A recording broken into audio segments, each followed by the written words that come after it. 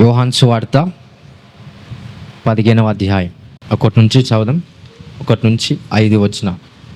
నేను నిజమైన ద్రాక్షావల్లిని, నా తండ్రి వ్యవసాయకుడు. నాలో ఫలింపని ప్రతి తీగను ఆయన తీసి పారవేయును. ఫలించు ప్రతి తీగె మరీ ఎక్కువగా ఫలింపవలనని దానిలోని పనికిరాని తీగలను తీసివేయును. నేను మీతో చెప్పిన మాటను బట్టి మీరిప్పుడు పవిత్రులై ఉన్నారు. నాయందు నిలిచియుండుడి, మీయందును నేనును నిలిచియుందును. తీగె ద్రాక్షావల్లిలో నిలిచియుంటేనే గాని తనంతట తానే ఎలాగూ ఫలింపదో, అలాగే నాయందు నిలిచి ఉంటేనే కాని మీరును ఫలింపరు. ద్రాక్షావల్లిని నేను, తీగలు మీరు. ఎవడు నాయందు నిలిచియుండునో, నేను ఎవని యందు నిలిచియుండునో వాడు బహుగా ఫలించుడు. నాకు వేరుగా ఉండి మీరేమీయూ చేయలేరు. ఎవడైనను నా యందు నిలిచియుండని ఎడల వాడు తీగ వలె బయట పారవేయబడి ఎండిపోవును. మనుషులు అట్టి వాటిని పోగు చేసి అగ్నిలో పారవేతురు, అవి కాలిపోవును. రైట్. సో 2వ వచనం చూస్తే, నాలో ఫలింపని ప్రతి తీగను ఆయన తీసి పారవేయును. ఫలించు ప్రతి తీగ మరి ఎక్కువగా ఫలించవలనని దానిలోని పనికిరాని తీగలను తీసివేయును. సో యేసుక్రీస్తు ప్రభు సాదృశ్యంగా, మనుషులకు సాదృశ్యముగా, అంటే ఫలించే వాళ్ళకు సాదృశ్యంగా యేసుక్రీస్తు ప్రభు ద్రాక్షావల్లిని ఉపమానం తీసుకున్నాడు. అయితే 2వ వచనం చూస్తే, నాలో ఫలింపని ప్రతి తీగను ఆయన తీసి పారవేయును. అంటే లోకంలో ఫలించే వాళ్ళు ఉంటారు, క్రీస్తులో ఉండి లోకంలో ఫలించే వాళ్ళు ఉంటారు. అందుకే అక్కడ దేవుని వాక్యం క్లియర్గా సెలవిస్తుంది, నాలో ఫలింపని ప్రతి తీగను. సో దేవునిలో ఫలించని ప్రతి తీగను ఆయన తీసి పారవేయును. తర్వాత ఫలించు ప్రతి తీగే మరి ఎక్కువగా ఫలించవలనని దానిలోని పనికిరాని తీగలను తీసివేయును.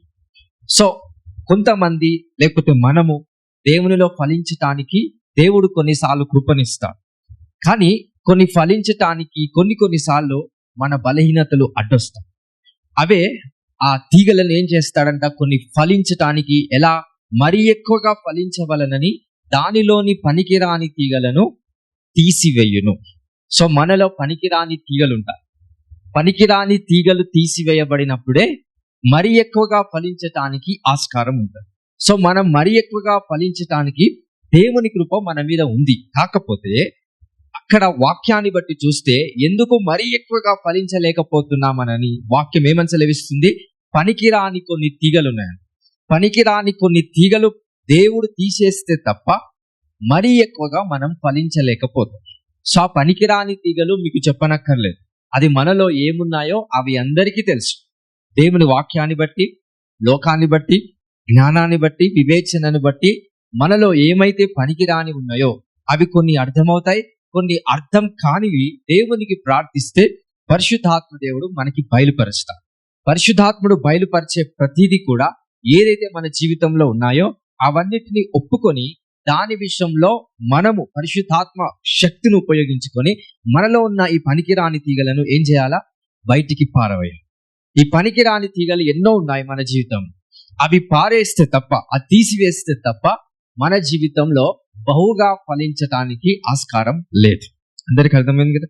సో ఈ వచనాన్ని బట్టి యేసుక్రీస్తు ప్రభు ఆయన వెళ్తున్న ప్రయాణంలో, ఆయన పరిచర్యలో వెళ్తున్న ప్రయాణంలో ఆయన ఏం చేశాడంటే కొన్ని వేల మందికి దేవుని వాక్యాన్ని ప్రకటించాడు. బాగా వినండి, కొన్ని వేల మందికి, 10,000 15,000 మందికి దేవుని వాక్యాన్ని ప్రకటించాడు. ఎన్ని రోజులు ప్రకటించాడంటే 3 రోజులు దేవుని వాక్యాన్ని, అద్భుతాలను, ఆశ్చర్యకార్యాలను, మర్మాలను ఇవన్నీ కూడా యేసుక్రీస్తు ప్రభు అన్ని వేల మందికి దేవుని వాక్యాన్ని ప్రకటిస్తున్నారు. సో వీళ్ళంతా దేవుని వాక్యం విన్నారు, యేసు ప్రభుని నమ్మారు, మేము మీ వెంటనే వస్తామని అన్నారు. ఇదంతా బానే ఉంది. ఎప్పుడైతే ఈ 3 రోజులు అయిపోయాయో దేవుడు ఒక అద్భుతం చేశాడు. 5,000 మందికి ఏం చేశాడు, మనందరికీ తెలిసిన విషయం. 5 రొట్టెలు 2 చేపలు 5,000 మందికి పంచి ఇచ్చేలాగా అద్భుతాన్ని దేవుడు చేశాడు. అద్భుతాన్ని చూశారు, వాక్యాన్ని విన్నారు. అన్నిటినీ రుచి చూసిన ఈ ప్రజలంతా కూడా ఒక్క విషయంలో ఓడిపోయారు. అదేంటో చూద్దాం. యోహాను సువార్త నుండి దయచేసి 6వ అధ్యాయం 55వ వచనం. నా శరీరము నిజమైన ఆహారమును, నా రక్తము నిజమైన పానమున ఉన్నది. నా శరీరము తిని నా రక్తము త్రాగువాడు నా యందును నేను వాని యందును నిలిచియుందుము. 56వ వచనంలో ఏమంటున్నాడు? నా శరీరము తిని నా రక్తము త్రాగువాడు. ఎవరి శరీరం, ఎవరి రక్తం? యేసు ప్రభు చెప్తున్నాడు ఏమని? నా శరీరం తిని నా రక్తాన్ని త్రాగువాడే నా యందు నిలిచి ఉంటాడు అని చెప్పి. ఇప్పుడాక యోహాను సువార్తలో చదివిన దానిని బట్టి మీరు నా యందు నిలిచి ఉండాలి అని అంటారు. మరి నా యందు నిలిచి ఉండాలి అని అంటే ఒక వాక్యం చెప్పాడు, నా శరీరము తిని నా రక్తము త్రాగువాడే నా యందు నిలిచి ఉంటాడు. ఈ వాక్యం చెప్పిన వెంటనే ఆ 15,000-20,000 మంది ప్రజలకు అర్థమైందా? అర్థం కాలేదు. వెంటనే వాళ్ళు ఏం చేశారంట? యేసు ప్రభు ఏ వాక్యాన్ని అయితే చెప్పారో ఆ వాక్యాన్ని బట్టి యేసయ్యను తిరస్కరించారు. ఈయన నిజమైన వ్యక్తి కాదు, నిజమైన దేవుని కుమారుడు కాదని ఆయనని తిరస్కరించారు. ఏ మాటను బట్టి? కేవలం ఒకే ఒక మాట, నా శరీరాన్ని తిని నా రక్తము త్రాగువాడు నిత్య జీవం గలవాడు. సో మీరు ఖచ్చితంగా నా శరీరాన్ని తిని నా రక్తము త్రాగాలి అన్నప్పుడు వాళ్ళకి అర్థమైంది ఆ మర్మం? అర్థం కాదు. ఏం చేశారు? అన్ని వేల మంది ప్రజలు యేసు ప్రభును మిస్అండర్స్టాండింగ్ చేసుకున్నారు. అంతకు ముందుకు వీళ్ళంతా ఎక్కడున్నారు? యేసు ప్రభు ప్రజెన్స్ లో అద్భుతాలు చూస్తున్నారు, వాక్యాన్ని వింటున్నారు. 3 days ఆహారం తినకుండా వాక్యాన్ని విన్నారు. అర్థం చేసుకో. అలాంటి వాళ్ళను మనం చూసినప్పుడు ఏమనిపిస్తుంది? దేవుళ్ళలో వీళ్ళు చాలా బలంగా ఉన్నారు అనిపిస్తుందా? అనిపించదా? అంతెందుకండి, 3 రోజులు ఉపవాస ప్రార్థనలో ఏం తినకుండా ప్రార్థన చేసినప్పుడు వాళ్ళ విషయం మనకేమనిపిస్తుంది? అరే చాలా ఫాస్టింగ్స్ ప్రేయర్స్ లో ఉన్నారు, వీళ్ళు చాలా బలమైన వ్యక్తులు అనిపిస్తుంది. కరెక్ట్ గా మర్మాన్ని బోధిస్తే, దేవుని యొక్క ఉన్నతమైన పిలుపును బోధిస్తే ఈజీగా పడిపోతారు వాళ్ళు. ఎందుకంటే మానసికంగా వాళ్ళు స్ట్రాంగ్ గా లేరు. దేవుని గూర్చిన జ్ఞానం వాళ్ళకి అర్థం అవ్వట్లేదు. సో యేసు ప్రభు ఒకే ఒక మాట చెప్పాడు, నా శరీరాన్ని తిని నా రక్తము త్రాగువాడే నిత్య జీవం గలవాడు. సో మీరు అది చెయ్యాలి అన్నప్పుడు వాళ్ళు ఏం చేస్తున్నారంటే ఒకసారి చదువుదాం, నెక్స్ట్ వర్స్. జీవం గల తండ్రి నన్ను పంపెను గనుక నేను తండ్రి మూలముగా జీవించుచున్నట్టే నన్ను తినువాడును నా మూలముగా జీవించును. ఇదే పరలోకము నుండి దిగి వచ్చిన ఆహారము. పితరులు మన్నాను తినియు చనిపోయినట్టు కాదు. ఈ ఆహారము తినవాడు ఎల్లప్పుడూ జీవించునని నిశ్చయముగా మీతో చెప్పుచున్నాను. యేసు ప్రభు అన్ని ఎక్స్ప్లెయిన్ చేసుకుంటూ వస్తున్నాడు. ఈ ఆహారం అంటే అసలు ఏంటి? తర్వాత 63 వచ్చింది కదా, ఆత్మయే జీవింపజేయుచున్నది, శరీరము కేవలము నిష్ప్రయోజనము. నేను మీతో చెప్పి ఉన్న మాటలు ఆత్మయు జీవమునై ఉన్నవి గాని మీలో విశ్వసించని కొందరున్నారని వారితో చెప్పాను. విశ్వసించని వారెవరో తను అప్పగింపబోవాడెవడో మొదటి నుండి యేసునకు తెలియను. ఇవన్నీ యేసు ప్రభుకి తెలుసు. ఎవరు నన్ను నమ్ముతారు, ఎవరు నన్ను నమ్మరు. అయినా కూడా అద్భుతం చేశాడా లేదా వాళ్ళకి? అయినా కూడా ఆహారం వాళ్ళకి పెట్టాడా లేదా? వీళ్ళంతా యేసు ప్రభును తిరస్కరిస్తారని యేసు ప్రభుకు తెలుసా? తెలీదు. ఇక్కడ వచనంలో ఏముంది? యేసునకు తెలియను. ఏమని? 64వ వచనంలో మీలో విశ్వసించని వారు కొందరున్నారని వారితో చెప్పెను. విశ్వసించని వారెవరో తాను అప్పగింపబడు వాడెవడో మొదటి నుండి. ఎప్పటి నుండి? ఫ్రమ్ ద ప్రేయర్ విచ్ ఈ స్టార్టెడ్. మొదటి నుండి యేసు ప్రభుకి తెలుసు. నేను చెప్పే వాక్యాన్ని ఎవరు నమ్మట్లేదు, ఎవరు నమ్ముతున్నారు. సో వీళ్ళందరూ విశ్వాసం లేదు నా వాక్యం మీద అని వాళ్ళకి అద్భుతం చేయటం ఆపేశాడా?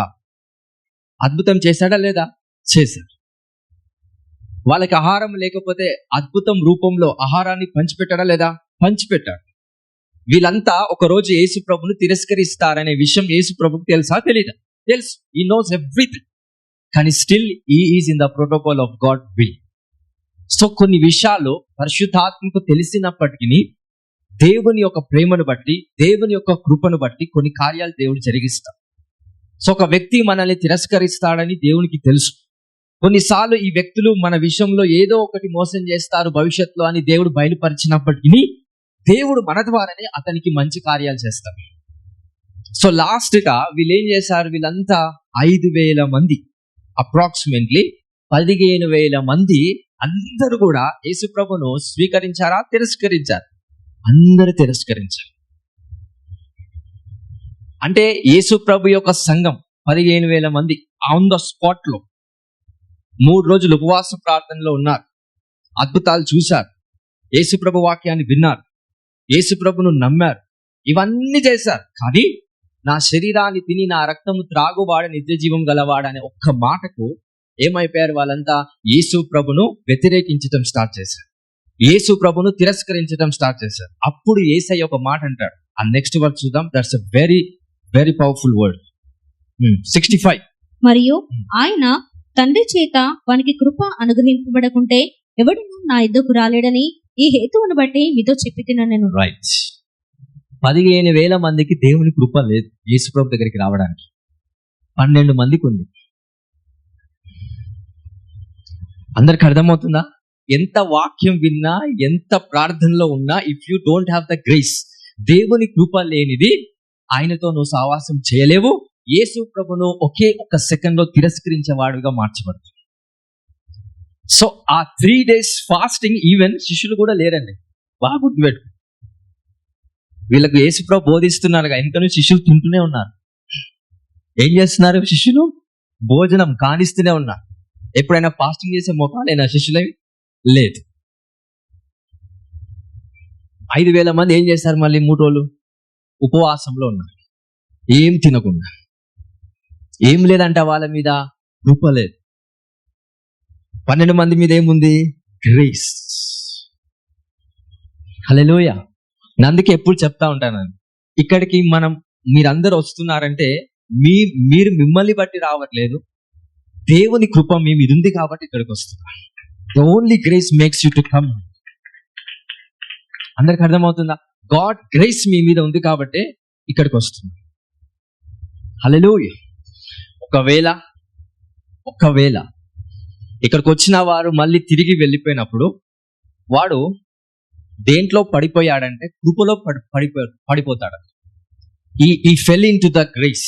అంటే యేసు ప్రభు కృపను బట్టి మనం అందరం సన్నిధికి వచ్చినప్పుడు ఇదే సంఘాన్ని, ఇదే దైవజనం నుంచి ఎప్పుడైతే మనం దూరం పోతామో, ఎక్కడి నుంచి దూరం పోయినట్టు? కృప నుంచి మనం తొలగిపోయిన వారంగా ఉన్నట్టంట. దేని నుంచి తొలగిపోయిన వారంగా ఉన్నట్టు? గ్రేస్, కృప. మనందరికి రక్షణ ఎలా వచ్చిందండి? Ephesians chapter 2:8-9 చదవదాం. అక్కడ ఎగ్జాక్ట్ గా ఉంటుంది. అపోస్తుడైన పౌలు రెవల్యూషన్ చెప్తాడు అక్కడ.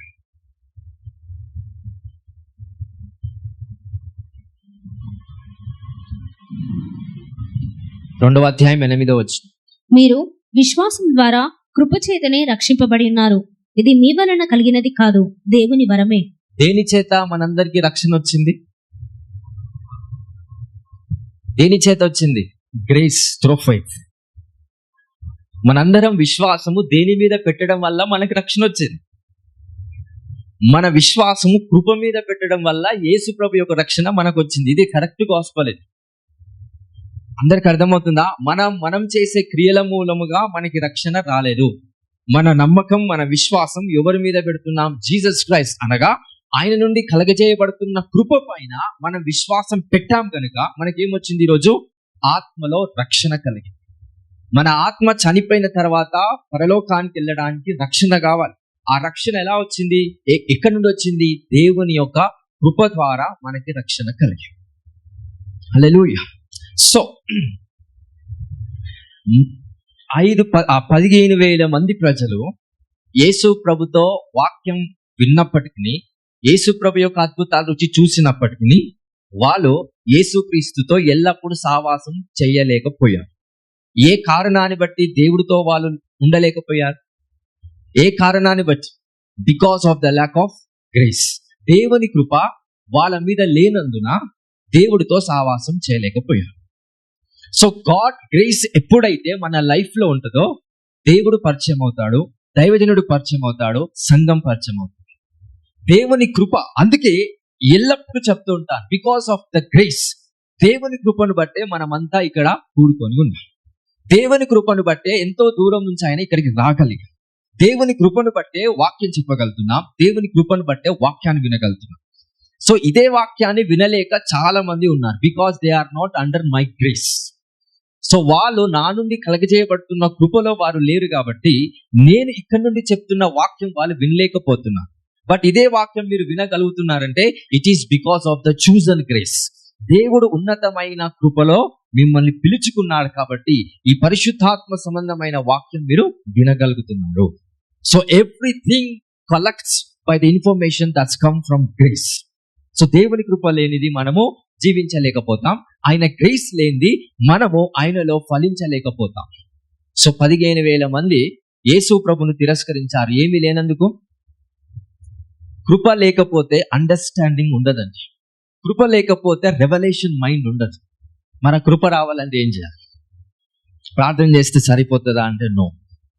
ఇప్పుడు ఇంకొక డైమెన్షన్ లో మీకు వాక్యం చెప్తాను. దేవుని కృప మన జీవితంలోకి రావాలి. ఆయన కృప దేన్ని బట్టి మన లైఫ్ లో దేవుడు పంపిస్తాడు. ఒక వాక్యం ఉంటా, ద మెజర్ ఆఫ్ గ్రేస్ అని. ఆయన కొలత ఇస్తాడండి. అందరికీ ఒకే కొలతలో కృపనివ్వడు.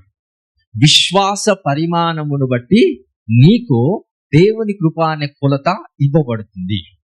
If you don't have the measure of faith, you will lose the measure of the grace. A level ఒక ఫెయిత్ మీ దగ్గర ఉంటుందో ఆ లెవెల్ ఆఫ్ గ్రేస్ అనేది మీ జీవితంలో పనిచేస్తుంది. హల్లెలూయా.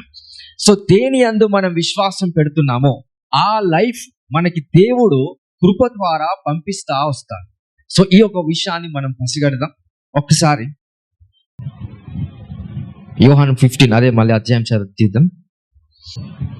7th verse చదవండి.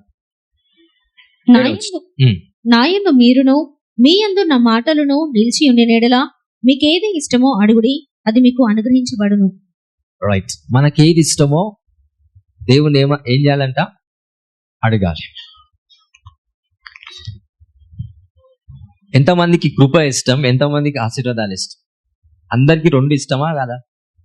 వి all need blessings by rejecting the grace of God. So కృప ఎలా పనిచేస్తుందో చెప్తా. ఎలా చెప్పాలి మీకు? రైట్. ఒక విషయం చెప్తా, పసిగట్టండి. Catch what I am saying. దేవుడు ఆదామును అవ్వను సృష్టించాడు. ఎలాగా సృష్టించాడు అంటే, తల్లిదండ్రులుగా సృష్టించాడా, భార్యాభర్తలుగా సృష్టించాడా, అన్న చెల్లెలుగా సృష్టించాడా? ఎలా సృష్టించాడు?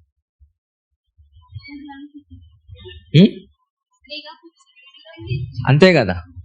They are not called as mother and father, they are not called as husband and wife. వాళ్ళు ఏ రిలేషన్షిప్ తో దేవుడు పుట్టించలేదు. ఎలా పుట్టించాడు వాళ్ళని? స్త్రీనిగా పురుషునిగా పుట్టించాడు. ఇది ఫస్ట్ అర్థమైందా? సో ఆదాము అవ్వ తల్లిదండ్రులు కాదు, కానీ ఒకానొక టైంలో తల్లిదండ్రులు అయ్యారు. ఆదాము అవ్వ హస్బెండ్ అండ్ వైఫ్ కాదు, కానీ ఒకానొక టైంలో హస్బెండ్ అండ్ వైఫ్ అయ్యారు. So to become. సో ఏదైతే దేవుడు ఒకటి పుట్టించాడో, పుట్టించినప్పుడు ఉన్న ప్రభావము పెరుగుతున్న కొద్ది ఆ ప్రభావం ఉండదు.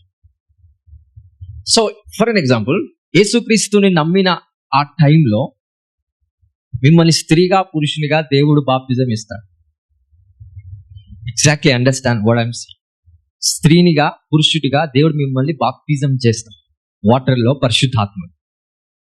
మనము ముందుకెళ్తున్నా కొద్దీ ఈ యొక్క విశ్వాస సంబంధమైన జర్నీలో ముందుకెళ్తున్న కొద్దీ మన పరిణామాలు మారుతా ఉంటాయి. ఎందుకంటే లోక సంబంధమైన ప్రభావాన్ని బట్టి మన పరిమాణాలు మారుతా ఉంటాయి. దాన్ని బట్టి గ్రేస్ అనేది తగ్గిపోతా ఉంటుంది. సో ఎలానో మీకు ఇంకా క్లియర్గా మీకు డెమోన్స్ట్రేషన్ చేస్తాం. సో దేవుని కోసము ఏదైనా చేయాలనుకున్నప్పుడు ఎప్పుడైతే ఒకటి అడ్డు వస్తుందో ఆ అడ్డును మనం నిర్వర్తించాలి, లేకపోతే జయించాలి, లేకపోతే భరించాలి అనే ఈ ప్రాసెస్ వల్ల ఏ పని ఆగిపోతుంది? దేవుని యొక్క పని ఆగిపోతుంది. మన ఉన్నతమైన పిలుపు ఏంటి? భార్యగా పిలువబడ్డావా, భర్తగా పిలువబడ్డావా, తల్లిదండ్రులుగా పిలువబడ్డావా, అవన్నీ పిలుపులే. కానీ ఉన్నతమైన పిలుపేంటి చెప్పండి? ఉన్నతమైన పిలుపేంటి? దేవుడు నిన్ను పిలిచింది ఒక భర్తగా, భార్యగా, తల్లిదండ్రులుగా, పిల్లలుగా, లేకపోతే ఇంకా రకరకాల రిలేషన్షిప్ పరంగా ఏవైనా కానీ. బట్ ఉన్నతమైన పిలుపు అనేది ఒకటి ఉంటుంది. అదొక సువార్తికురాలిగా, ప్రవక్తగా, అపోస్తలుగా, దేవుని పరిచారకులుగా, దేవుని ఒక యాజకులుగా, దేవుని యొక్క ఉన్నత స్థలము మీద అభిషేకించబడిన అభిషక్తులుగా, వీటిని దేవుడు పిలుస్తా వస్తాడు. ఇవన్నీ కూడా ఉన్నతమైన పిలుపు. నేను ఎందుకు చెప్తున్నానంటే, ఫలించటం వేరు, బహుగా ఫలించటం వేరు. ఫలించటంలో కుటుంబం ఉంటుంది, బహుగా ఫలించటంలో ఉన్నతమైన పిలుపు ఉంటుంది. ఫలించటంలో ఉద్యోగం ఉంటుంది. బహుగా ఫలించటంలో దేవుని పనే ఉద్యోగంగా మనం చేసుకొని ఉండటం వల్ల బహుగా ఫలించటం ఉంటుంది. సో అండర్స్టాండ్ చేసుకోండి. సో గ్రేస్ ఎప్పుడు నీ మీదకి వస్తుంది, దేవుని కృప ఎప్పుడు మన లైఫ్ లో సంపూర్ణంగా పనిచేయటానికి ఆస్కారం ఉంటుందంటే, ఎప్పుడైతే ఒక ఆలోచన దేవుని కోసం మనం చేయాలనుకుంటామో, దాన్ని ఆపకుండా ఎప్పుడైతే ధైర్యంగా చేస్తామో, ఖచ్చితంగా దేవుని కృప విస్తారముగా నీలో ఫలించటానికి ఆస్కారం ఉంటుంది. అయితే కొన్ని విషయాలు ఏం చేస్తామంటే, దేవుడు కొన్ని ఏం చేస్తాడంటే, ఉన్నతమైన పిలుపులోనికి వెళ్ళినప్పుడు ఒక్కొక్క స్టెప్ వేస్తున్నప్పుడు కొన్నిసార్లు అపోస్తుడైన పౌలుకు పేతురుకి గొడవ అయిందా కాలేదా? అయింది. అయిందా కాలేదా? అయింది. వాళ్ళు ఎక్కడున్నారు? ఉన్నతమైన పిలుపులో సాగిపోతుంది. That's a mistake. యేసు ప్రభు పేతురుతో ఏమంటాడంటే, నన్ను కాపాడాలనే ఆ ఆశ నీకుంది, లేకపోతే పేతురు ఏమంటాడు? నేను నిన్ను చావనివ్వనని అంటాడు. ఆ మాటకి యేసు ప్రభు ఏమంటాడు? సాతానా వెనుకకి. దాని తర్వాత ఇంకో మాట అంటాడు, నువ్వేం చేస్తావంట? అబద్ధాలు ఆడతావు. ఎవరి కోసము? ఏ విషయంలో అబద్ధాలు ఆడతావు? యేసు ప్రభు ఎవరో నాకు తెలియదనే మాట నువ్వు 3 సార్లు అబద్ధం ఆడతావు. ఎందుకంటే సెల్ఫ్ కాన్ఫిడెన్స్ అనేది పేతురుకు ఉంది. నేను ఏదైనా చేయగలుగుతా అనేది పేతురుకు ఉంది. దేవుడు పేతుర్ని అది గమనించి అబద్ధంలో పడేసేటట్టుగా ప్రవచనాన్ని సృష్టించాడు దేవుడు. ఎప్పుడైతే అబద్ధంలో పేతురు పడిపోయాడో, తర్వాత వచ్చి పేతురు ఏమంటాడు? పశ్చాత్తాపడతాడా లేదా? ఏ విధంగా పశ్చాత్తాపడతాడు? నేను అనవసరంగా నీపై నేను నింద వేశాను, నీకు వ్యతిరేకంగా మాట్లాడాను, సో నేను ఇప్పుడు అరుడను కాదు అని ఒక కమిట్మెంట్ తీసుకుంటాడు. ఏంటో తెలుసా? నేను చనిపోతే కనుక సిలువ ఇలా ఆపోజిట్ ఉండాలి. సో నేను చనిపోతే నీ కోసం ఎలా చనిపోతా? హతసాక్షిగానే చనిపోతా అనే కమిట్మెంట్ తీసుకోగలిగాడు. ఆ కమిట్మెంట్ తీసుకోగలగడానికి ముఖ్యమైన ఉద్దేశం ఏంటో తెలుసా? దేవుని కృప ఆ బిడ్డ మీద దేవుడు కల్పించాడు. ఎందుకంటే దానికి ముందు ఆయన మీద ఆయన నమ్మకం పెట్టాడు. ఆయన మీద నమ్మకం ఎప్పుడైతే ఆయన కోల్పోయాడో, వెంటనే ఏమొచ్చింది అతని పైన? దేవుని కృప అతని మీదకి వచ్చింది. ఎప్పుడైతే గాడ్ గ్రేస్ తన మీదకి వచ్చిందో, వెంటనే ఆ కమిట్మెంట్ తీసుకోగలిగాడు. సో ఆ కమిట్మెంట్ తీసుకోవడానికి శక్తి ఎక్కడి నుండి వస్తుంది? ఒక మానవుడికి దేవుని కృప నుండి ఆ మానవుడికి శక్తి కలిగిస్తుంది. అయితే మనలో దేవుని కోసం చేయాలనే ఆ తపన, మనలో దేవుని కోసము ఏదో ఒకటి చేయాలనే ఆలోచనను ఎప్పుడైతే అడ్డగిస్తారో, దేవుని కృప లిమిట్ అయిపోతుంది. అందరికి అర్థమవుతుందా? దేవుని కృప ఎలా అవుతుంది? లిమిట్ అవుతుంది. ఒక పలానా ఊర్లోకి వెళ్ళి సువార్త చెప్పాలని ఆశ నీకు దేవుడు కలిగించాడు. అక్కడికి వెళ్తే గొడవలు అవుతుంది, నీకు తెలుసు. కానీ దేవుడు ఏం చేశాడు? సువార్తను ఆజ్ఞాపించాడు, వెళ్ళమని. వాళ్ళు వచ్చి కొట్టినప్పుడు నువ్వు ఒక 10 దెబ్బలు వేస్తావు. యేసుప్రభు ఏమంటాడంటే, ఒక చెంప మీద కొడితే ఇంకో చెంపని ఏం చేయాలంట? చూపించు. మనకంత భక్తి, అంత ఓపిక, అంత సహనం ఉందా? లేదు. తిరిగి కొడుతు. నువ్వు దేనికోసం పోయినావు ఆ ఊరికి? నీ పని కోసమా? దేనికోసం వెళ్ళు? డబ్బులు సంపాదించడానికా? కాదు. దేవుని సువార్తను ప్రకటించడానికి, అది కూడా దేవుని స్వరాన్ని విని వెళ్ళ. అక్కడ మనకు ఒక తప్పు జరిగింది. దేవుని కోసం వెళ్ళినప్పుడు ఒక తప్పు జరిగినప్పుడు దాన్ని ఆ మిస్టేక్ ఏదైతే మనం అవతల వాడిని కొడతామో అది దేంట్లో కౌంట్ అవుతుందంటే దేవుని కృపలో కౌంట్ అవుతుంది. దేవుని యొక్క ఉన్నతమైన శిక్షలో అది కౌంట్ అవ్వదు, దేవుని గ్రేస్ లో అది కౌంట్ అవుతుంది. సో చాలా మంది గ్రేస్ ని ఎప్పుడు వాడతారంటే, మీ ఫైనాన్షియల్ పరంగా మీరు గ్రేస్ ని వాడతారు, మీ ఆరోగ్యపరంగా గ్రేస్ ని వాడతారు, మీ సొంత పనులకు దేవుని కృపను వాడతారు. గ్రేస్ అనేది అట్లెప్పుడు వర్క్ అవ్వదండి, అట్లెప్పుడు వర్క్ అవ్వదు. అవన్నీ కూడా ప్రిన్సిపల్స్ మీద ఆధారపడి ఉంటుంది. బట్ దేవుని కృప కేవలము ఆయన పని విషయంలో దేవుని గ్రేస్ అనేది మనందరి జీవితంలో దేవుడు ఇచ్చాడు. సో దేవుని తెలుసుకోవడానికి, దేవుని లోతుగా తెలుసుకోవడానికి, దేవుడు ఉన్నతమైన విధానంలో ఉన్నాడనే జ్ఞానాన్ని తెలుసుకోవడానికి ఆయన కృప అనేది మన జీవితంలో పనిచేస్తుంది. సో ఈ రీతిగా మనం అర్థం చేసుకుంటే, let us need to pray for the grace. దేవుని కృప మన లైఫ్ లో ఉంటే 100% we are connected to the right people. So ఇప్పుడు ఆ 15,000 మంది దేవుని వాక్యాన్ని విని అద్భుతాలు చూసి అన్ని రుచి చూసి ఏం చేశారు? చివరికి ఏం చేశారు? విడిచిపెట్టారు. Because they don't have grace. అయితే యూదకి, యూదకి దేవుని కృప ఉంది, కానీ యేసు ప్రభుకు వ్యతిరేకంగా మార్చబడ్డాడు. కృప ఉండి కూడా మార్చబడ్డాడంటే ఎక్కడి నుంచి పడిపోయాడని అర్థం? ఈ ఫెల్ ఫ్రమ్ గ్రేస్. ఒక్కసారి కృప నుండి పడిపోతే వాని లైఫ్ అనేది సృష్టి చేతిలోనికి వెళ్ళిపోతుందంట. ఎవరి చేతిలోనికి? ఈ సృష్టి చేతిలోనికి వెళ్ళిపోతుంది.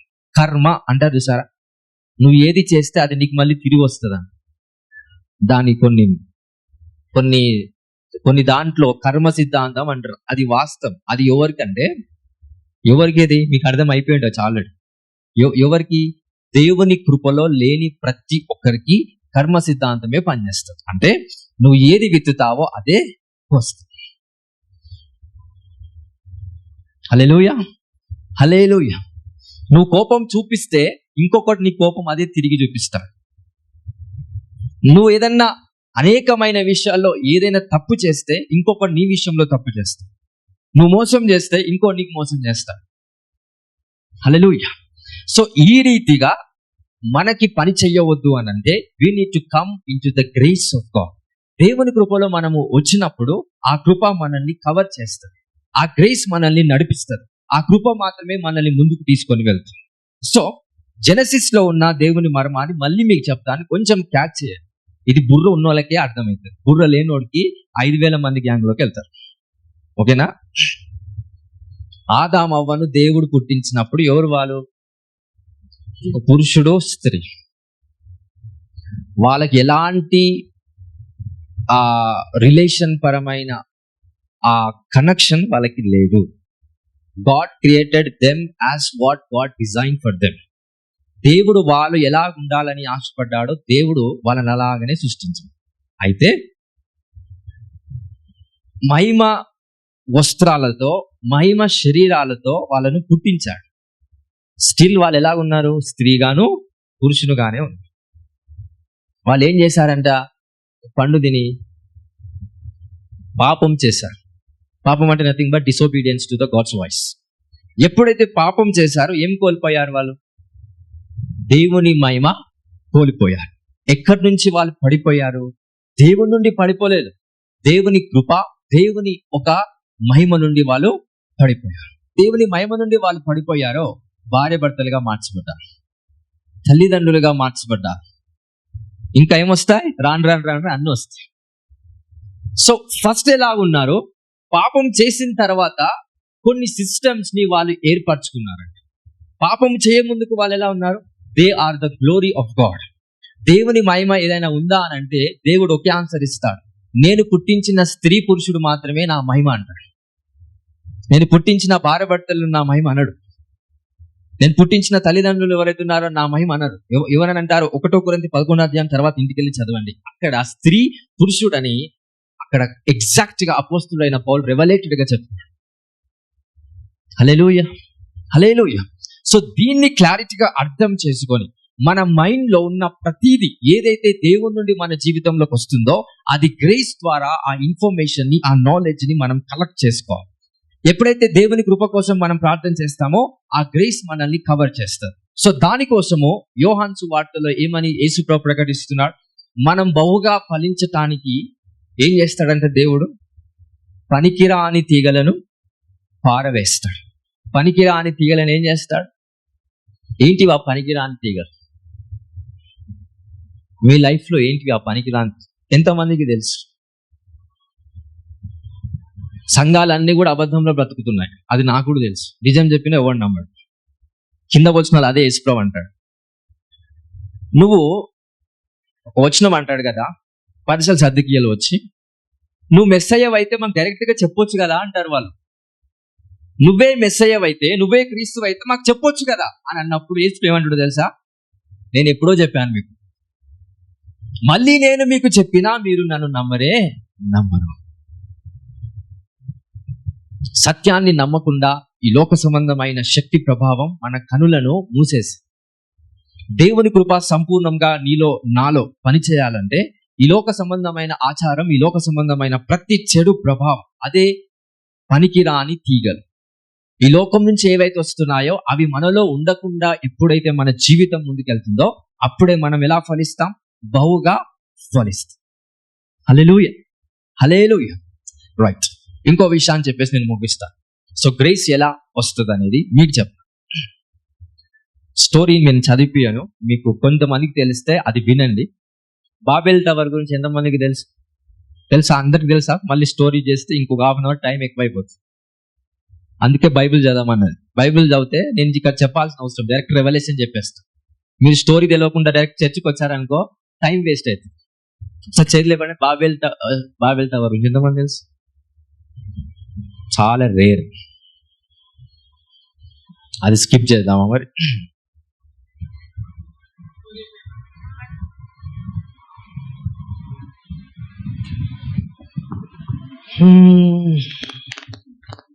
సో యోహాను సువార్తలో ఇప్పుడు దాకా చదివిన వచనంలో 57వ వచనం, 6వ అధ్యాయం 57వ వచనం. జీవము గల తండ్రి నన్ను పంపెను గనుక నేను తండ్రి మూలంగా జీవించుచున్నట్టే నన్ను తినువాడును నా మూలముగా జీవించును. అది కాదు. జీవము గల తండ్రి నన్ను పంపెను గనుక నేను తండ్రి మూలముగా జీవించుచున్నట్టే. 65 చదివారు కదా, 66 చదివారు. మరియు యోహాను సువార్త 6వ అధ్యాయం 66వ వచనం. అప్పటి నుండి ఆయన శిష్యులలో అనేకులు వెనుక తీసి మరి ఎన్నడూను ఆయనను వెంబడింపలేదు. కాబట్టి యేసు మీరు కూడా వెళ్ళిపోవాలనని ఉన్నారా అని 12 మందిని అడగగా, సీమోను పేతురు, ప్రభువా, ఎవని యొద్దకు వెళ్ళుదుము? నీవే నిత్య జీవపు మాటలు గలవాడవు, నీవే దేవుని పరిశుద్ధుడవని మేము విశ్వసించి ఎరిగియున్నామని ఆయనతో చెప్పెను. అందుకు యేసు 68 వర్డ్స్ లో ఏమని పేతురు చెప్తున్నాడు యేసు ప్రభు గురించి? నీవే నిత్య జీవపు మాటలు గలవాడు. అంటే నువ్వేం చెప్తావు మా అందరికి? నిత్య జీవము కలిగిన మాట. అంటే ఆ మాట చనిపోదు, ఆ మాట ఎల్లప్పుడూ మనలో బ్రతికే ఉంటుందండి. అదే నిత్య జీవము కలిగిన మాట. అయితే ఇక్కడ ఒక విషయం చెప్తాను బాబెల్ టవర్ గురించి.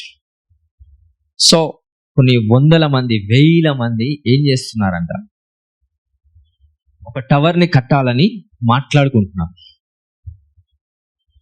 అందరికి అర్థమైంది కదా? వాళ్ళ ఉద్దేశం ఏంటంటే అలా కట్టుకుంటూ పోయి దేవుని చూద్దాం, మనం దేవుడు ఎలా ఉంటాడు అని ఆలోచన కలిగి వాళ్ళు ఏం చేస్తారంట, బాబెల్ టవర్ ని కడుతున్నారు.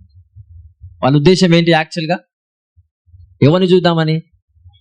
మబ్బులను చూద్దామని కాదు, మనలాగా మబ్బుగా ఉంది. దేని చూద్దామని? ఏ ఆలోచనతో, వాళ్ళు ఏ ఉద్దేశంతో కడదాం అనుకుంటున్నారు?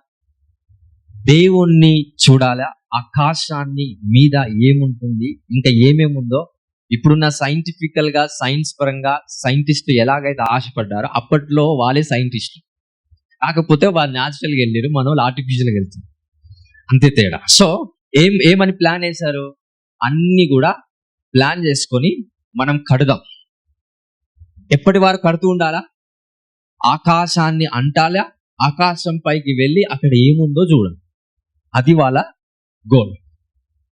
సో బాగా వినండి, అందరు కూర్చోనంట వాళ్ళు మాట్లాడుకుంటున్నారు, ఆలోచిస్తున్నారు. బాగా వినండి, అందరు కూర్చొని ఏం చేస్తున్నారు? మాట్లాడుకొని ఆలోచిస్తున్నారు. ఏం చేయాలి? బాబెల్ టవర్ని కట్టాలి. కట్టారా? వాళ్ళు స్టార్ట్ చేశారా? చేయలే. ఏం చేస్తున్నారు? మాట్లాడుతున్నారు, ఆలోచిస్తున్నారు. వాళ్ళ మైండ్ లో ఒక స్ట్రక్చర్ ఏర్పరచుకున్నారు. ఒక డిపార్ట్మెంట్ చెప్పి, ఒక గ్రూప్ ఆఫ్ పీపుల్, మీరు ఇటుకలు తయారు చేయి, మీరు అది తయారు చేయాలి, మీరు ఇది తయారు చేసేసారు.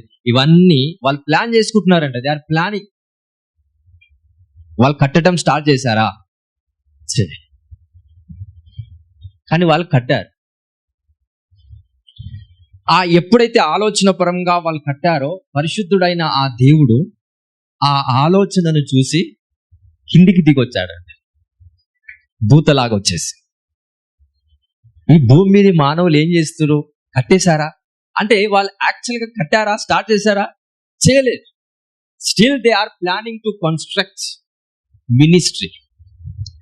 వాళ్ళ ఒక సంఘాన్ని, మందిరాన్ని కట్టాలని ఆశపడుతున్నారు, కట్టలేదు. మాట్లాడుకుంటున్నారు, ఆలోచిస్తున్నారు, కట్టలేదు. ఇంకా బలంగా ఆలోచిస్తున్నారు, ఇంకా స్టిల్ కట్టలేదు, ఇంకా స్టార్ట్ అవ్వలేదు. బట్ వాళ్ళు కట్టాలనే స్టార్ట్ చేయకముందే ఎవరు రెస్పాండ్ అవుతున్నారు? దేవుడు రెస్పాండ్ అవుతున్నాడు. సో ఇప్పుడు దేవుడు ఏం నమ్ముతున్నాడో తెలుసా? మీరేం నమ్ముతున్నారు, దేవుడు ఏం నమ్ముతాడో చెప్తా. దేవుడు ఏమని నమ్మాడంటే, వీళ్ళు ఆల్రెడీ కట్టేశారు. నమ్మాడు కాబట్టే భూమి మీదికి దేవుడు వచ్చాడు. వీళ్ళు కట్టారా? అంటే నువ్వు నమ్మేది ప్రతిదీ నీ ముందున్నది ఏదైతే ఉందో అది మాత్రమే నమ్ముతున్నావు.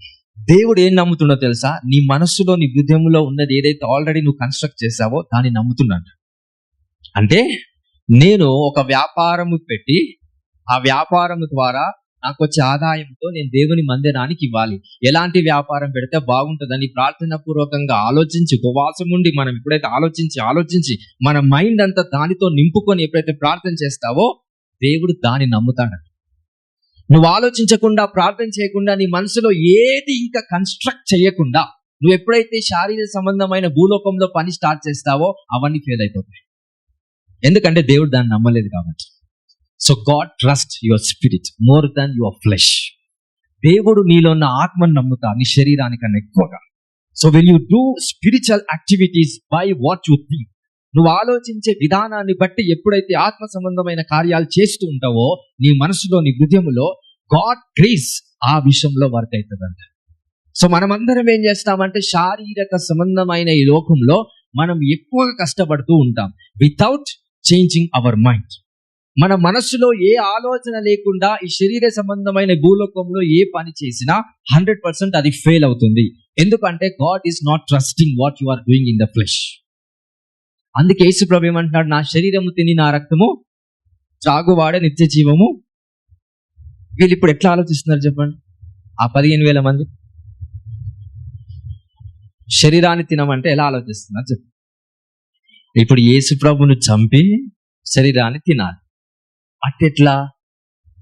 రక్తాన్ని తాగమంటే ఎట్లా? యేసు ప్రభుని చంపేసి ఆయన అట్టెట్లా? దేవుడు ఎలా మాట్లాడాడు వాళ్ళతో? స్పిరిచువల్, ఆత్మలోకంలో ఆల్రెడీ కన్స్ట్రక్ట్ చేసి పెట్టేశాడంట దేవుడు. నా శరీరాన్ని తిని నా రక్తం తాగువాడు నిత్య జీవం గలవాడు. దానికి సూచనగా మనం రొట్టెను, ద్రాక్షరసాన్ని తీసుకుంటాం. అది స్పిరిచువల్ మ్యాటర్. అది only the one who understand the spiritual matter understand God. So ఆ విధంగా దేవుడు ఒక కన్స్ట్రక్షన్ చేసి పెడితే మానవులకు అది అర్థం అవ్వలేకపోతుంది. సో ఇది ఎలాగైతే ఆ 15,000 మందికి అర్థం అవ్వట్లేదు, చాలా విషయాలు మీకు అర్థం కావు. ఎందుకు అర్థం కాదు అని అంటే గాడ్ గ్రేస్ మీద మీకు ఫోకస్ లేదు. అందరికీ ఫోకస్ ఉన్నది ఏంటంటే దేవుని కృప ద్వారా ఏవైతే వస్తాయో వాటి మీద ఫోకస్ ఉంది, కానీ దేవుని కృప మీద ఫోకస్ లేదు. రక్షణ ఎలా వస్తుంది? గ్రేస్ వల్ల. అందరికీ ఫోకస్ దేని మీద ఉంటుంది? రక్షణ మీద. ఏం మర్చిపోయారు? గ్రేస్. హల్లెలూయా. నిజంగా నమ్ముతున్నారండి మనకున్న ప్రతి బ్లెస్సింగ్ ఆయన కృప వల్లనే వచ్చిందా? నిజంగా నమ్ముతున్నారా? 100% నమ్మగలుగుతారా? నిజంగా నమ్ముతున్నారా? నేను ఒక విషయం చెప్తా. సమృద్ధిలో ఉండి విత్తువాన్ని నమ్మాలా? పేదరికంలో ఉండి విత్తువాన్ని నమ్మాలి? ఎవరిని నమ్మాలి చెప్పండి? ఎవడు కృప మీద ఆధారపడి ఉన్నాడని ఎట్లా నమ్మొచ్చు? సమృద్ధిలో ఉండి విత్తువాడా? సమృద్ధి లేక విత్తువాన్ని ఎవరిని నమ్మాలి? 10 లక్షలు ఉన్నప్పుడు ఒక 50,000 20,000 ఇవ్వడం పెద్ద ప్రాబ్లమా మీకు? అది మన దగ్గర ఉన్న 10,000 ఉన్నాయి. ఆ 10,000లో 8,000-9,000 ఇవ్వాలంటే మనసు ఒప్పుతుందా? ఒప్పదు. ఎందుకు ఒప్పదు? There is no grace upon you. కృప మీద మనకి విశ్వాసం లేదు. దేని మీద విశ్వాసం ఉంది? మనము చూసే దానిపైన మనకి ఫెయిత్ ఉంది. మీ మనసులో ఎన్నో కట్టుకున్నారు, ఎన్నో విశ్వాసాలను, నమ్మకాలను కట్టుకున్నారు. కొన్ని మంచి నమ్మకాలను కట్టుకుంటే కొన్ని ఈ లోక సంబంధమైన నమ్మకాలను మన మనసులో కట్టబడి ఉన్నాయంట. ఎప్పుడైతే ఆ మూఢనమ్మకాలు విడిపించబడతాయో నీ ఒక ఆత్మ సంపూర్ణంగా విమోచించబడుతుంది. కానీ అవి ఎప్పుడైతే మనం నమ్ముతామో మన ఆత్మ ఎక్కడున్నట్టు? బంధకంలో ఉన్నట్టు. సో ఈ రోజు గ్రేస్ లో ఉన్నామా? గ్రేస్ ని మనం నమ్ముతున్నామా లేదా? గ్రేస్ ని నమ్మితే నీ క్రియలు ఎలా ఉంటాయి? You will flow in the anointing. నువ్వు స్వేచ్ఛ పరంగా నువ్వు నీ ఆత్మను ఫ్లో అవుతావు. స్వేచ్ఛ పరమైనదిగా నీ మనస్సు ఫ్లో అవుతుంది. ఎక్కడ కూడా బంధించబడవు, ఎక్కడ కూడా ఇరుకబడి ఉండవు. You will flow completely in the spirit when you know about grace. దేవుని కృప ఎప్పుడైతే మీరు నమ్ముతారో మీ ఆత్మ స్వేచ్ఛగా వెళ్ళిపోతుందంట. It flow like a wind, it flow like a river. కానీ మన ఆత్మ అలా స్వేచ్ఛగా ఫ్లో అవుతుందంటే నో. స్వేచ్ఛగా ఫ్లో అయ్యేటివి ఏంటంటే మన శరీర సంబంధమైన కార్యాలు. ఆత్మ సంబంధమైన కార్యాలు స్వేచ్ఛగా ఫ్లో అవ్వవు. ఎందుకు అనంటే దేవుని కోసం ఒక పని చేయాలన్నప్పుడు సాతానుడు ఒక అడ్డు ఖచ్చితంగా పెడతాడు. దేవుని కృపను నమ్మేవాడు అడ్డును నమ్మడండి. ఎందుకంటే నువ్వు ప్రార్థన చేసినప్పుడు అడ్డు ఎలా తొలగించుకోవాలో నీ మనసులో ఒక పిక్చర్ చేసి పెట్టుకోండి. ఫస్ట్ ఆ పిక్చర్ లేదు మీకు. మీ మనసులో అన్ని అప్పు సమస్యలు, ఈఎంఐ సమస్యలు, భార్య భర్తల సమస్యలు, నా కళ్ళ నొప్పి వచ్చింది, నా కాలు నొప్పి వచ్చింది, ఇంకొకటి అది అంటాడు, ఇంకొకటి ఇది అంటాడు. అన్ని మన మైండ్ లో ఏమున్నాయి? సమస్యలే. ఏం కట్టుకున్నామంట? సమస్యలను కట్టుకున్నప్పుడు దేవుడు కూడా ఏం నమ్మాల్సి వస్తుంది? నీకేముంది అని నమ్ముతున్నాడు దేవుడు కూడా. మనం ఎలా అయినా నమ్ముతాం, ఎందుకంటే ఎడ్డి గొర్రెలం కాబట్టి. దేవుని కూడా నమ్మిస్తామని, నాకు నిజంగా సమస్యలు ఉన్నాయని. ఎందుకంటే నువ్వు నీ మైండ్ లో అన్ని ఏం కట్టుకున్నావు? సమస్యలను కట్టుకున్నావు. ఏం కట్టుకోవాలా? దేవుని కృప సంబంధమైన కార్యాలను కట్టుకోవాలి. నిజంగా ఎంతమంది కట్టుకున్నారండి? ఆయన గ్రేస్ సంబంధమైన వివేచన జ్ఞానంతో కూడిన కార్యాలు నీ మనసులో నిజంగా కట్టుకున్నావా? నీ మైండ్ లో అన్ని ఎలాంటి గోల్స్ ఉన్నాయి చెప్పండి. అసలు ఆలోచిస్తారు ఎప్పుడైనా ఏ గోల్స్ ఉన్నాయి? అందుకే అక్కడ అంటాడు కృప అంటే తిండి కాదంటాడు. అదే అంటాడు, దేవుని రాజ్యము పానము ఆహారము కాదు అన్నాడా లేదా? దేవుని కృప ఆహారము వల్ల వచ్చింది కాదు, అది శరీరేచ్ఛ సంబంధమైనది కాదు. మన గోల్ ఏముంది? నేను సంపాదించే సంపాదనతో నేను ఆహారాన్ని నా ఇంటి వాళ్ళకి పెట్టాలి అనే ఆ గోల్ ఉంటే అది కృపకు సంబంధమైనది కాదు. అందుకే దేవుని రాజ్యము ఆహారము పానము కాదు is a clear statement. But అందరు ఆలోచించేది దేనికోసం చెప్పండి? అందరు కష్టపడేది దేనికోసం? అందరము మనం ఎక్కువగా ఆలోచించే దేనికోసము? తినే ఆహారం, తాగే పానం. బట్ దేవుని రాజ్యము ఆహారము పానము కాదు. అందరికి అర్థమవుతుందా? బట్ అందరు ఆలోచించేది ఏంది? దానికోసమే ఆలోచిస్తారు. అందుకే ఆయన గ్రేస్ మనందరిలో వర్క్ అవ్వలేకపోతుంది. సో ఆయన కృప మనలో వర్క్ అవ్వాలన్నా, ఆయన గ్రేస్ మన పైన విస్తారముగా రావాలన్నా your mind set has to be change. నీ మానసిక విధానము మార్చబడాలా, నువ్వు ఆలోచించే విధానము మార్చబడాలి. ఎప్పుడైతే నీ మనసు మార్చబడుతుందో దేవుని గ్రేస్ మీలో ఖచ్చితంగా వస్తుంది. సో వాళ్ళ మనసు మార్చబడిందా? 3 days ఆ ఉపవాస ప్రార్థన చేసి వాక్యాన్ని విని 3 రోజులు చేసిన తర్వాత వాళ్ళ మనసు మార్చబడిందా? లేదు. నా శరీరము తిని నా రక్తము త్రాగువ నిత్య జీవం గలవాడు అన్నప్పుడు మరి యేసయ్య మరి అది ఎట్లా సాధ్యము, ఎట్లా చేస్తే బాగుంటుందని అడిగారా? అడగకుండానే ఏం చేశారు? వీళ్ళంతా మిస్అండర్స్టాండింగ్ చేసుకున్నారు. మిస్అండర్స్టాండింగ్ చేసుకోవడం వల్ల ఎవరు కోల్పోతున్నారు? యేసుప్రభు 5,000 మందిని కోల్పోవట్లేదు, 5,000 మంది యేసుప్రభుని కోల్పోతున్నారు. అందరి క్లారిటీ ఉందా? అందుకే కొంతమందికి సిస్టమ్స్ తెలియదు. చాలా మంది దైవజనులు ఏమనుకుంటారంటే, కొంతమంది సంఘం నుంచి పోయినప్పుడు నేను వాళ్ళని కోల్పోయినా అనుకుంటారు. ఆ మైండ్ సెట్ తో ఉంటే దేవుని గ్రేస్ పనిచే దైవజనుడు. నేను మిమ్మల్ని ఎప్పుడు కోల్పోనండి, మీరు నన్ను కోల్పోతారు. ఇది బాగా గుర్తుపెట్టుకోండి. అందరికి అర్థమైంది అని అనుకుంటున్నాను. నేను ఎప్పుడు మిమ్మల్ని కోల్పోను. ఎవరు కోల్పోతారు? మీరు నన్ను కోల్పోయే అవకాశం ఉంది. యేసుప్రభు మన చేయి విడుస్తాడా? మనం యేసుప్రభు చేయి విడుస్తామా? ఆయన గట్టినే పట్టుకుంటాడు. ఎవరు విడుస్తారు? మనం విడుస్తాం. విడిచి ఏమంటాం? యేసుప్రభు మీద నిందేమేస్తాం? నన్ను దేవుడు విడిచిపోయాడు, నన్ను దేవుడు విడిచాడు, నాకు దేవుడు దూరం వెళ్ళిపోయాడు. అందరికి అర్థమవుతుందా? అసలు విడిచింది ఎవరు? దేవుడా మనమా దేవుణ్ణి? మనమే దేవునికి దూరం అయిపోతుంది. దేవుడు ఎప్పుడు మనకి దూరం కాదు. But our mind, our faith, మనం ఆలోచించే విధానాన్ని బట్టి మనమే దేవునికి దూరం వెళ్ళిపోతాం. హల్లెలూయా, హల్లెలూయా. సో ఓవరాల్ గా దేవుని కృప మన లైఫ్ లో ఉండే విధంగా ఈరోజు ప్రార్థించేది.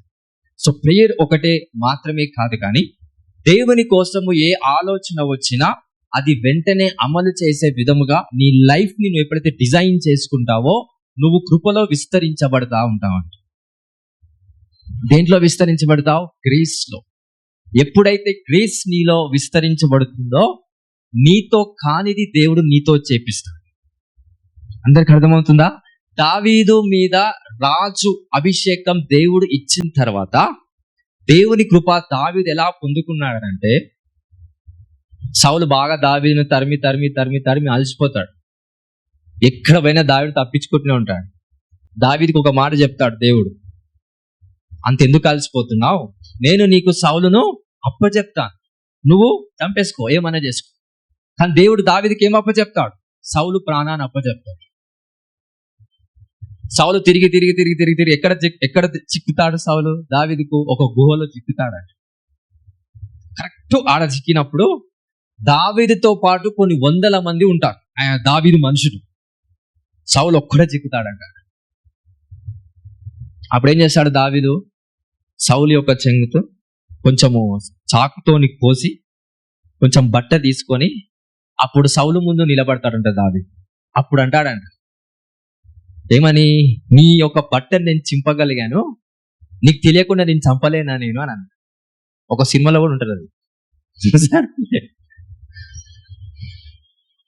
నీకు తెలియకుండా నీ యొక్క ఆ బట్టని చింపేసి నేను ఇప్పుడు ఆ బట్ట చూపిస్తున్నా, నీకు తెలియకుండా నేను అది చేయగలిగా, నీకు తెలియకుండా నేను నిన్ను చంపలేనా?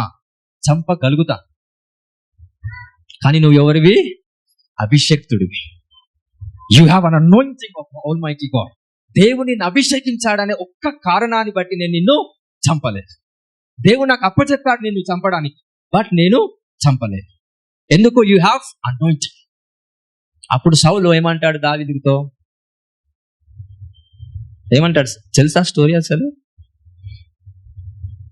నువ్వే నా తర్వాత రాజువి. అప్పటి వరకు నేను చంపేస్తా అన్నవాడే దేవుడు శత్రువు నోట ఏమని పలికిచ్చాడండి? ఒక అభిషేకం పలికించటానికి దావీదు అభిషేకానికి లోబడినప్పుడు ఇంకో అభిషేకము రాజుగా పలికించిందండి. సో ఈ స్పోక్ కింగ్. ఆ గ్రేస్ దావీదు మీద రావటానికి దావీదు ఏం చేశాడు? అనాయింటింగ్ ని రెస్పెక్ట్ ఇచ్చాడు. ఈ respects to the anointing, so that అభిషేకము ఏమని పలికింది? నువ్వు నా తర్వాత రాజువు నువ్వే. అప్పటి వరకు గ్రేస్ లేనంత వరకు అభిషేకానికి రెస్పాండ్ అయ్యి అభిషేకానికి రెస్పెక్ట్ చూపనంత వరకు, అనగా సౌలు దృష్టిలో నాకు అభిషేకానికి రెస్పెక్ట్ చూపించట్లేదు అన్నంత వరకు సౌలు ఏం ఉద్దేశం కలిగి ఉన్నాడు? దావీదును చంపాలా. ఒకే ఒక గోల్, దావీదుని ఏం చేయాలా? చంపాలి. కానీ దేవుడు ఎవరిని అప్పచెప్పాడు? సౌలును అప్పచెప్పాడు దావీదుకి. సెకండ్ చాలు దావీదు సౌలును చంపడానికి. దానికి ముందు ఎవరిని చంపేశాడు? గొలియాతుని చంపాడు. ఎవరిని చంపాడు? గొలియాతుని చంపేశాడు. ఒకడు వచ్చి సాయం చేస్తాడంట దావీదు. ఏం సాయం చేస్తాడో తెలుసా? దావీదు కంట ఒక చోట దావీదు వెళ్ళినప్పుడు ఒక వ్యక్తి ఏం చేస్తాడు? గొలియాత్ యొక్క ఖడ్గం ఇస్తాడు దావీదుకి, సౌలును చంపమని. ఎవరు ఖడ్గము? గొలియాత్ యొక్క ఖడ్గాన్ని దావీదుకి ఇస్తాడంట, సౌలును చంపమని. యాక్చువల్గా గొలియాతు సౌలును చంపాలనే ఉద్దేశం ఉన్నప్పటికీ, గొలియాతు చచ్చిపోయినప్పటికీ గొలియాతు ఖడ్గం స్టిల్ బ్రతికే ఉంది. అర్థమవుతుందా? ఏమర్థమవుతుంది? గొలియాతు చనిపోయినప్పటికీ స్టిల్ ఏం బ్రతికుంది? ఆయన ఖడ్గం బ్రతికుంది స్టిల్. అందుకే కొంచెం అంటారు కదా, కొంతమంది చనిపోయినా కానీ ఆయన మాటలు స్టిల్ నిలిచున్నాయనంట. ఆయన జ్ఞాపకాలు అయితే నిలిచుండే, ఎలాగా అది పక్కన పెట్టండి. కానీ ఏం నిలిచి ఉంటాయి కొంతమంది లైఫ్ లో? వాళ్ళు చేసే మంచి కార్యాలు, వాళ్ళు చేసే మంచి మాటలతో ఉన్న ఏదైతే కొన్ని అద్భుతాలు చేస్తారో ఈ భూలోక సంబంధమైనవిగా అవన్నీ మనుషులకి గుర్తుండిపోతాయి. అలాగా గొలియాతు చనిపోయిన తర్వాత కూడా ఏం బ్రతికుందంట? అతని ఖడ్గము స్టిల్ సౌలును చంపటానికి బ్రతికే ఉంది. కానీ దావీదు చేతిలోనికి వెళ్ళిన ఆ ఖడ్గము దావీదు గొలియాతును మాత్రమే ఓడించలేదండి, గొలియాతు యొక్క ఖడ్గాన్ని కూడా ఓడించలేదు. ఇది కూడా గుర్తుపెట్టుకోండి. సో దావీదు గొలియాతును చంపడం మాత్రమే చూస్తున్నారు, కానీ ఇట్ ఇస్ అనదర్ డైమెన్షన్. గొలియాతు యొక్క ఖడ్గాన్ని కూడా దావీదు ఓడించాడు. ఆ ఖడ్గముతో సౌలును చంపమని ఒక వ్యక్తి ప్రేరేపించిన ఆ ఖడ్గముతో సౌలును చంపాడా? చంపే అవకాశము దావీదుకి వచ్చినా కూడా because of the respect over the anointing, అభిషేకం మీద ఉన్న ఆ విధేయత, ఆ మర్యాద, ఆ రెస్పెక్ట్, ఆ వాల్యూ ఉండడం వల్ల గొలియాతు యొక్క ఖడ్గాన్ని కూడా పక్కన పెట్టేశాడు. సో దట్ వాట్ ఎగ్జాక్ట్లీ ఒక సాతాను యొక్క రాజ్యాన్ని కుప్పకూల్చటానికి దేవుడు తన కృప మన మినిస్ట్రీ మీద ధారాళముగా దయచేశాడు. హల్లెలూయా. సాతాన్ని మాత్రమే కాదు, చాలా మంది సాతాన్ని చంపాలని ఆలోచిస్తారు. సాతాన్ యొక్క వెపన్స్ మాత్రం ఉంటాయి, అలానే డివైజెస్ అంటాడు అపోస్తలుడైన పౌలు. ఇవి ఒవ్వడు చెప్పాడు. సాతాను ఎలా మోసం చేస్తుంది క్రైస్తవుని అనే ఆ వెపన్ దైవజనుడు చెప్పలేడు. ఈరోజు ఈ సంఘానికి దేవుని కృప ఇవ్వబడింది. అలాంటి వెపన్స్ కూడా చెప్పగలిగే స్పిరిట్ ఆఫ్ రెవల్యూషన్ మన సంఘంలో ఆయన కృప ద్వారా దేవుడిచ్చాడండి. Just give claps for the Lord Jesus. Hallelujah, hallelujah. So ఒక సౌలు అనే రాజు వచ్చి తన శత్రువుతో చెప్తున్నాడు, నువ్వే నా నెక్స్ట్ రాజువు, ఈ దేశానికి నువ్వే రారాజు. Until and unless anointed man speaks, the power of kingship begins to manifest. అందరూ పలికేశారు, నెక్స్ట్ దావీదే రాజు. యోనాతాను పలికేశాడు, దావీదే రాజు. ఎవరు? సాముయేలు పలికేశాడు, ఎవరు రాజని. ఈ చాప్టర్ చదివిన తర్వాత, ఇది అయిపోయిన తర్వాత నెక్స్ట్ అధ్యాయంలో సాముయేలు చనిపోతాడంట. ఎందుకు బతుకున్నాడో తెలుసా? సాముయేల్ స్టిల్, ఒకవేళ సాముయేల్ ప్రెజెన్స్ లేకపోతే సౌలు దావీదును చంపేవాడు. అందుకే సాముయేల్ ప్రెజెన్స్ స్టిల్ ఎవరి మీద ఉంది? ఎవరి మీద ఉంది? దావీదు మీద ఉంది. ఎప్పుడైతే సౌలు వచ్చి నువ్వే రాజు అని చెప్తాడో దావీదుతో, అప్పుడు సాముయేల్ చనిపోతాడంట. ఆ మాట కోసం స్టిల్ సాముయేల్ ప్రాణంతోనే ఉన్నాడండి. ఏ మాట కోసము? సౌలు చెప్పాల్సిన మాట కోసం స్టిల్ ఎవరు ప్రాణాలతో ఉన్నాడు? ప్రవక్త ప్రాణాలతోనే ఉన్నాడు. ఆయన అసైన్మెంట్ అయిపోయేంత వరకు ఆయన మరణించలేదండి. ఎప్పుడైతే అసైన్మెంట్ అయిపోయిందో నెక్స్ట్ అధ్యాయంలోనే ఉంటారు. He was dead. That exactly నేను అదే నమ్ముతాను. దేవుడు నీకు ఉన్నతమైన పిలుపు ఇస్తే, దేవుని కృప మీరు పొందుకొని ఆ పిలుపులో మీరు నిజంగా ఉంటే, ఆ పిలుపు అయిపోయేంత వరకు మీరు చావనే చావరు. This is the promise of God. Hallelujah. అందుకే అంటున్నాడు కదా, నాలో ఉండి మీరు ఫలించాలి, క్రీస్తులో ఉండే మీరు ఫలించాలి. అంటే క్రీస్తులో ఉండకుండా కూడా ఫలించవచ్చా అంటే ఫలించవచ్చు. అన్యులంతా ఫలిస్తున్నారు, కానీ ఎవరిలో లేరు? వాళ్ళు క్రీస్తులో లేరు. అధ్యాయంలో అదే ఉందా లేదా? చదవండి ఫస్ట్ నేను చెప్పిన అధ్యాయం, జాన్ చాప్టర్ 50. చదివేసి ముగించుకో. 2వ వచనం, నాలో ఫలింపని ప్రతి తీగను ఆయన తీసి పారవేయును. ఎవరిలో ఫలింపని? యేసయ్యలో ఫలించని ప్రతి తీగను దేవుడు తీసి పారవేస్తాడు. మనందరం ఫలించాలి, కానీ దేంట్లో ఫలించాలి? క్రీస్తులోనే మనం ఐశ్వర్యం తెచ్చుకోవాలి, క్రీస్తులో ఉండే మనం ఉద్యోగం సంపాదించాలి, క్రీస్తులో ఉండే మనం వ్యాపారం చేయాలి, క్రీస్తులో ఉండే మనం సువార్త ప్రకటించాలి, క్రీస్తులో ఉండే రాజకీయం మనం స్టార్ట్ చేయాలి. అన్ని క్రీస్తులో ఉండే మనం చేసినప్పుడు క్రీస్తులో ఫలించినట్టు లెక్క. కానీ చాలా మంది క్రీస్తు నుంచి బయటకు వచ్చి అన్ని చేస్తారు. వాళ్ళు ఫలిస్తారు బికాస్ ప్రిన్సిపల్స్ ని రైట్ వేలో ఉపయోగించారు కాబట్టి ఫలిస్తున్నారు. బట్ దేంట్లో లేకుండా వాళ్ళు ఫలిస్తున్నారు? క్రీస్తులో లేకుండా వాళ్ళు ఫలిస్తారు. కాబట్టి ఖచ్చితంగా వాళ్ళ యొక్క శాపనార్థమైన ఆ శక్తి ప్రభావం వల్ల వాళ్ళు ఒక రోజు గడ్డి వలె ఎండిపోతారంట. సో అలాంటి శాపం మనం లేము కాబట్టి, మనమంతా దేవుని యొక్క ఆశీర్వాదంలో ఉన్నాం కాబట్టి మనమంతా ఎవరిలో ఫలించాలా? క్రీస్తులో. మరి ఇంకెక్కువ ఫలించాలంటే మనమంతా క్రీస్తులో ఫలిస్తున్నాం. రోజు ఒక 5 నిమిషాలు ప్రార్థన చేస్తున్నాం. అది కూడా చేయకుండా కృప మిమ్మల్ని బ్రతికిస్తుంది. రోజు 5 నిమిషాలు వాక్యం చదువుతాం. అది కూడా వాక్యం చదవడం వల్ల కూడా కృప బ్రతికిస్తుంది. అందుకే మన బ్రతుకులంతా ఫలించినట్టే ఉన్నాయి, బహుగా ఫలించినట్టుగా లేవు. మరి బహుగా ఫలించాలంటే అక్కడ వాక్యం ఏం సెలవిస్తుంది? ఇంకెక్కువగా ప్రార్థన చేయమని చెప్తుందా? ఏమని చెప్తుంది అక్కడ వాక్యం? బహుగా ఫలించుట, ఎక్కువగా ఫలింపవలనని దానిలోని పనికిరాని తీగలను, అంటే పనికిరాని తీగలతో ఫలిస్తే పనికిరాని తీగలు కూడా ఫలిస్తాయి. అందరికి అర్థమవుతుందా? అందరికి అర్థమవుందా? అదే ఫలము ఆదాము అవ్వ తిన్న తర్వాత దేవుడు ఏదైనా తోటలోనే పెట్టాడనుకో, వాళ్ళు నిత్య పాపులు అయిపోతారంట. వాళ్ళు చనిపోయేంత వరకే పాపులు, చనిపోయిన తర్వాత మళ్ళీ పరిశుద్ధులుగా ఉంటారు. కానీ అదే పండు తిని అదే ఏదైనా తోటలో ఉంటే ఒకవేళ చనిపోయిన తర్వాత కూడా వాళ్ళు ఎలా ఉంటారంట? పాపులుగానే మిగిల్చబడతారంట. నిత్య జీవం ఎలా ఉందో నిత్య పాపం కూడా ఉంటుంది. అందుకే దేవుడు ఆదాము అవ్వను ప్రేమించి ఏం చేశాడు? ఏదైనా తోటలో నుంచి పంపించేశాడు బయటకు. ఎందుకు పంపించేశాడు? ఒకవేళ ఆ ఫలము తిని ఏదైనా తోటలోనే ఉంటే ఆ ఫలాన్ని తినుకుంటూ ఏం సంపాదించుకుంటారంట వాళ్ళు? నిత్య పాపాన్ని. పాపం ఒక్కటే కాదు, ఎలాంటి పాపము? చనిపోయినా కూడా పాపం మీతోనే ఉండేటట్టు నిత్య పాపం. అందుకే దేవుడు ఒకేసారి తిన్న వెంటనే వాళ్ళను బయటికి పంపించేశాడు, బహుగా ఫలించటానికి. ఈరోజు మనం క్రీస్తులో ఫలించటం మాత్రమే గొప్ప కాదు. ఎలా ఫలించాలి? ఎక్కువగా ఫలించటానికి మనలో ఉన్న పనికిరాని తీగలను ఏం చేయాలి? మనము తీసి పారవేయాలి. హల్లెలూయా.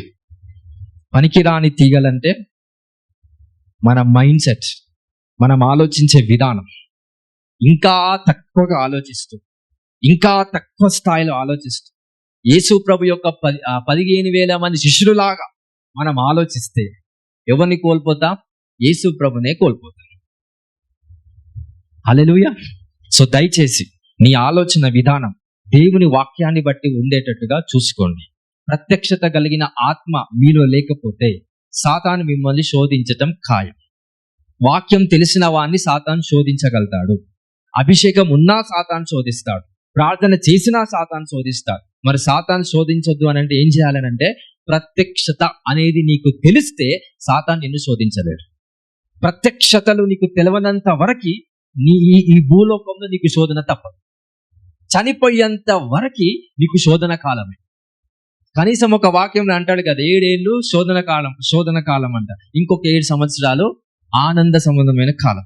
కానీ మన జీవితంలో ఎప్పుడు శోధన కాలం. ఎందుకంటే వాక్యం మాత్రమే చదువుతాం, ఏం తెలియదు మనకి, రెవల్యూషన్ తెలియదు, ప్రత్యక్షతలు మనకు అర్థం కాదు, మిస్టరీస్ మనకు అర్థం కాదు.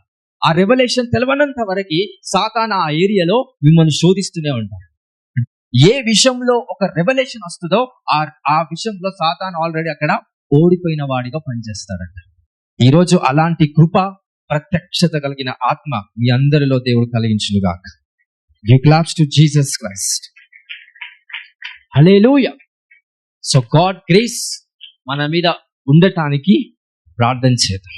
ఈరోజు మినిస్ట్రీకి వచ్చామనంటే, దైవజనుడితో మీరున్నారనంటే అది మీరు ఉండే విధానాన్ని బట్టి కాదు, దేవుని కృప. ఒకవేళ యేసు ప్రభుని విడిచిపోతే ఇక్కడ నుంచి పడిన వ్యక్తిగా వాడు ఉంటాడు, దేవుని కృపలో నుంచే వాడు తొలగిపోయినట్టుగా ఉంటాడంట. సో దట్ వాని మీద ఏం పని చేస్తుంది? ఇంకా ధర్మశాస్త్రం పనిచేస్తారు.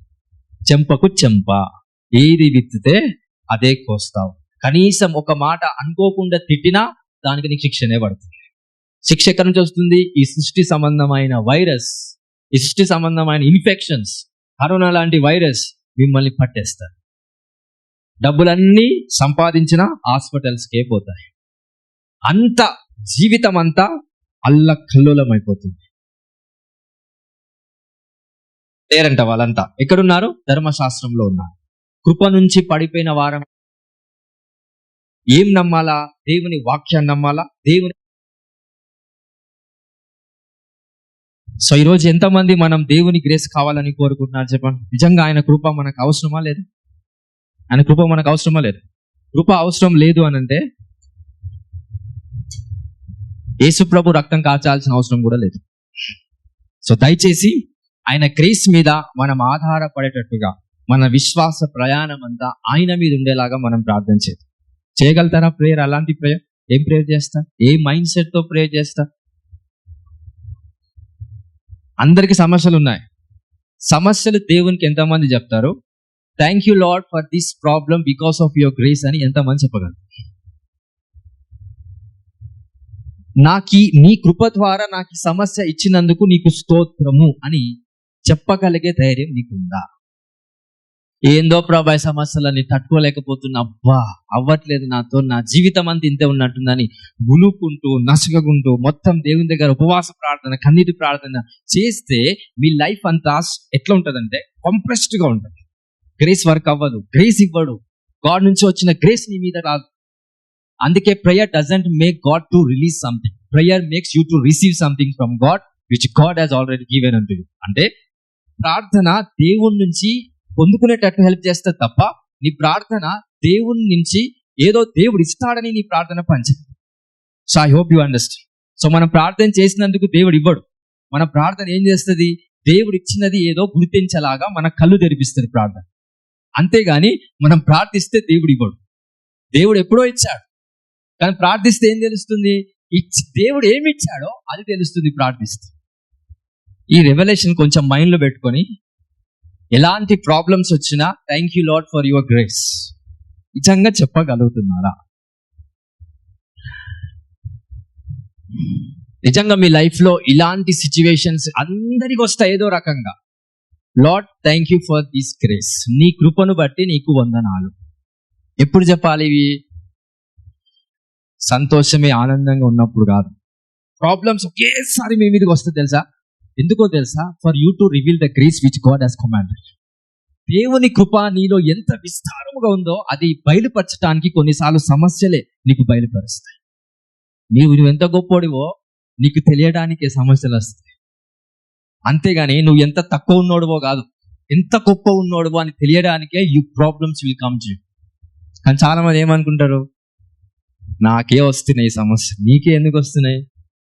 దాన్ని డీల్ చేసే కెపాసిటీ నీకుంది కాబట్టి అది బయటికి రావటం కోసమే సమస్యలు నీ వెంట వస్తాయి. హల్లెలూయా. అంతెందుకండి, మన చీప్ మైండ్ సెట్ ఎలా ఉంటుందో చెప్పనా? ఒక ఇద్దరు ముగ్గురు వచ్చి సమస్యలు పంచుకున్నప్పుడు ఏం చేస్తాం మనం అంటే చీప్ చేసేస్తాం వాళ్ళని. ఆ సమస్యను తీసుకోపోయి ఇంకో అక్క దగ్గర పెడతాం, ఇంకో చెల్లె దగ్గర పెడతాం, ఇంకో బ్రదర్ చెప్తాం. వాళ్ళే వచ్చి నీకు సమస్య వాళ్ళని ఎందుకు చెప్తున్నారు? You are the priest. నువ్వు అక్కడ దేవుడిని ఎలా ఎంచుకున్నాడు? అక్కడ ఆ సమస్యలకు పరిష్కారం చూపే శక్తి నీలో ఉంది కాబట్టి దేవుడు వాళ్ళని దగ్గరికి పంపిస్తా. వాడొచ్చి సమస్యలు చెప్తున్న తర్వాత వాడిని ఎలా చూస్తాం? మనం చీప్గా చూసేస్తాం. అన్నా నేను చేయలేకపోతున్నాను అన్నా అని వాని బలహీనత చెప్పుకుంటాను. నీకు ఎందుకు చెప్తున్నాడు? వాని బలహీనతను పరిష్కారం చూపించేవాడికి నువ్వే అని దేవుడు తీసుకొని వస్తాను నీ దగ్గరికి. నువ్వేం చేస్తావు? వీడంటే ఏం చేయలేడంట అని ఆ మాట ఎవరికి చెప్తావు? 10 మందికి చెప్పి వాడిని బ్లేమ్ చేసేస్తావు.